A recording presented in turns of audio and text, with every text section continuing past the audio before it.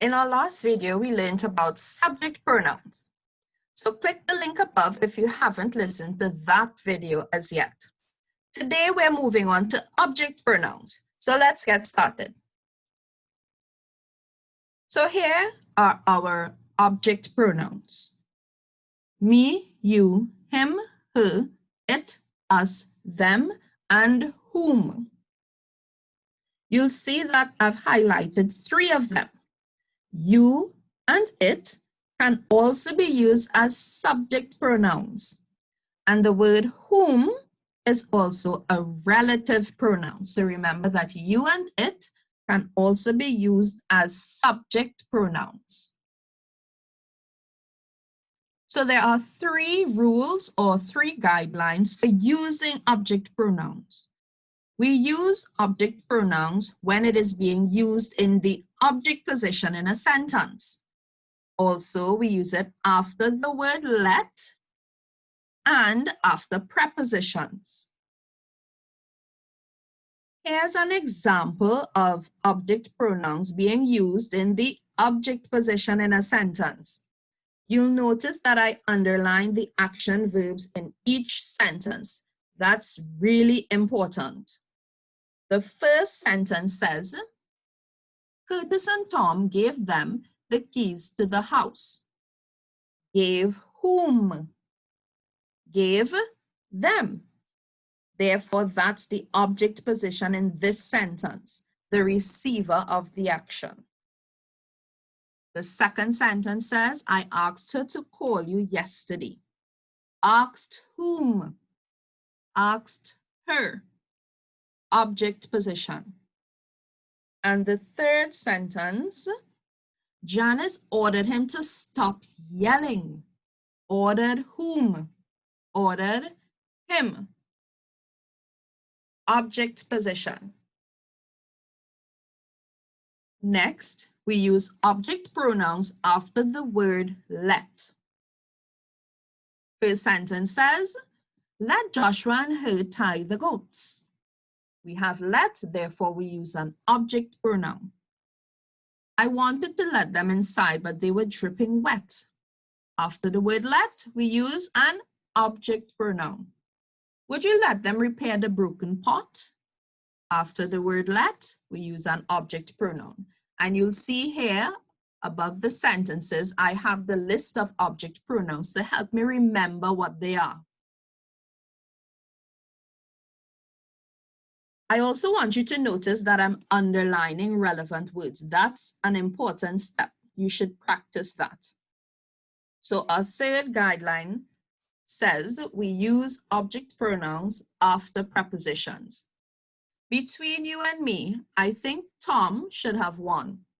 Between is the preposition, therefore we use an object pronoun, and a habit that a lot of students have. They use between you and I, but that shouldn't be, because after prepositions, we use an object pronoun, not a subject pronoun. The second sentence says, Kelly bought the fan for them. After the preposition for, we use an object pronoun, which is them. And the third sentence, Ashan sold the car to him. Preposition, object pronoun. So here are the 3 rules or guidelines for using object pronouns. You'll want to write them down and learn all 7 rules. Yes, 7. 4 of them for subject pronouns, and these 3 for object pronouns. So now that you know all 7 rules, I would like you to create 7 sentences that represent those rules. Remember to write down the rule next to the sentence so you'll know which is which. So you're going to create 7 sentences that represent those 7 rules that we learned. So let's practice. We're going to explain why an object pronoun was used. Him, Shane, and I spoke to Steve and her about the leaky roof. Now, which word or words should we underline? Remember, it's important to underline relevant words. So let's see. So here we underline the verb, right? Spoke to whom? To Steve and her. Now for this particular sentence, there are two rules that we can apply. We can either say we use an object pronoun when it is being used in the object position in a sentence, or we can say that an object pronoun is used after a preposition. So you can choose either one. You can either underline the verb spoke, or you can underline the preposition to. The second sentence says, will you attend the dance with Susan and him? Which word should you underline? We underline the preposition with. So our explanation would be an object pronoun is used after prepositions. And notice for my explanations, I am using complete sentences. Complete sentences.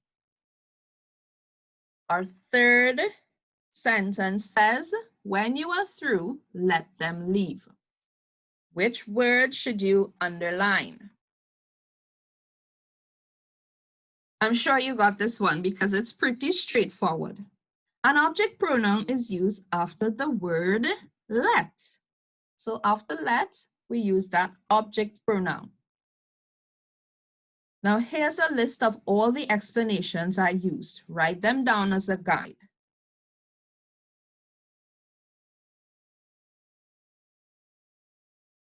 So just as we did before, you'll explain why object pronouns were used in these sentences. And when you're through with that exercise, now you'll identify 3 errors in the text and explain why they were in fact wrong.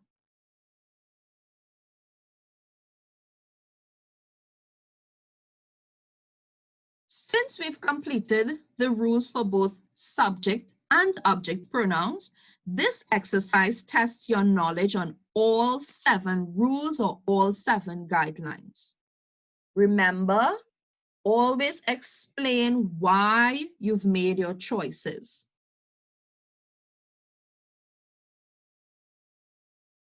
Now, I hope this video was helpful to you.